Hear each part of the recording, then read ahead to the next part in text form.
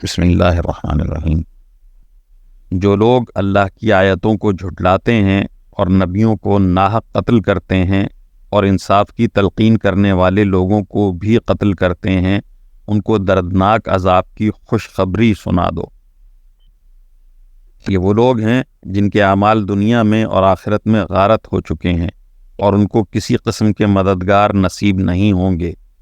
کیا تم نے ان لوگوں کو نہیں دیکھا جنہیں کتاب کا ایک حصہ دیا گیا تھا کہ انہیں اللہ کی کتاب کی طرف دعوت دی جاتی ہے تاکہ وہ ان کے درمیان فیصلہ کرے؟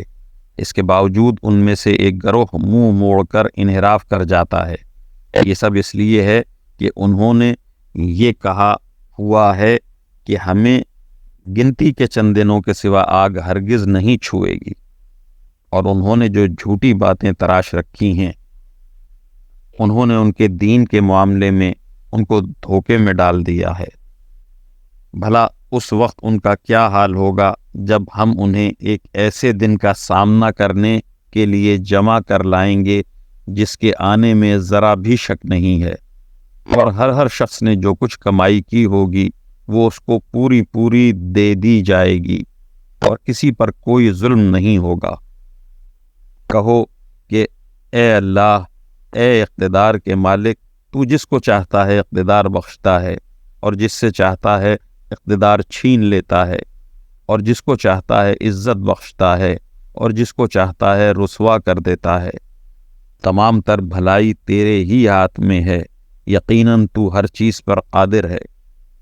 تو ہی رات کو دن میں داخل کرتا ہے اور دن کو رات میں داخل کرتا ہے، اور تو ہی بے جان چیز میں سے جاندار کو برآمد کر لیتا ہے اور جاندار میں سے بے جان چیز نکال لاتا ہے، اور جس کو چاہتا ہے بے حساب رزق عطا فرماتا ہے۔ مومن لوگ مسلمانوں کو چھوڑ کر کافروں کو اپنا یار و مددگار نہ بنائیں، اور جو ایسا کرے گا اس کا اللہ سے کوئی تعلق نہیں، الا یہ کہ تم ان کے ظلم سے بچنے کے لیے بچاؤ کا کوئی طریقہ اختیار کرو، اور اللہ تمہیں اپنے عذاب سے بچاتا ہے، اور اسی کی طرف سب کو لوٹ کر جانا ہے۔ اے رسول، لوگوں کو بتا دو کہ جو کچھ تمہارے دلوں میں ہے تم اسے چھپاؤ یا ظاہر کرو، اللہ اسے جان لے گا، اور جو کچھ آسمانوں میں ہے اور جو کچھ زمین میں ہے وہ سب جانتا ہے، اور اللہ ہر چیز پر قادر ہے۔